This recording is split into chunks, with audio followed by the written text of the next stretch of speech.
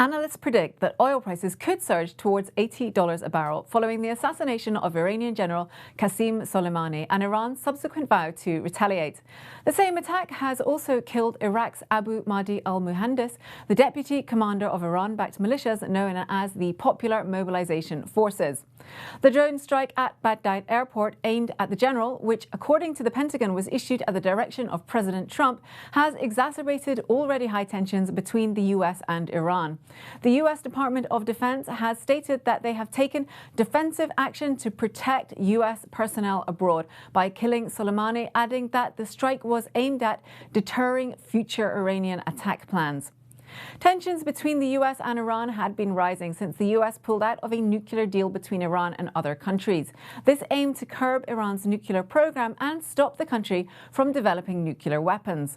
The US has also reimposed sanctions on Iran, throwing the country's economy into freefall. Oil prices are expected to hold around $70 a barrel, but could rise to $80 if the conflict increases and spreads to the oil fields of southern Iraq, or if Iranian harassment of commercial shipping intensifies, particularly around the Strait of Hormuz, a narrow passage which has Iran on its northern shore. The Energy Information Administration has estimated that 21% of the oil used in 2018 went through the strait, with some of the world's biggest producers being affected if it cannot safely be passed. Saudi Arabia, Iraq, Kuwait, Iran, the UAE and Qatar all ship some or all of their exports via the Strait of Hormuz. There is also the possibility of Iranian military action against other countries' oil installations. Last year, there was a drone attack on a Saudi oil field. Houthi rebels from Yemen claimed responsibility and are widely seen as having had backing from Iran.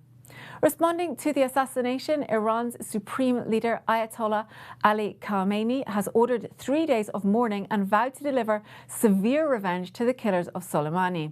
Iran's Foreign Minister Javad Zarif took to Twitter to condemn the move as extremely dangerous and a foolish escalation, stating that the US bears responsibility for all consequences of its rogue adventurism. The US Embassy has urged its citizens to flee Iraq immediately following the killing of Soleimani, calling for Americans to depart via airline while possible and, failing that, to other countries via land.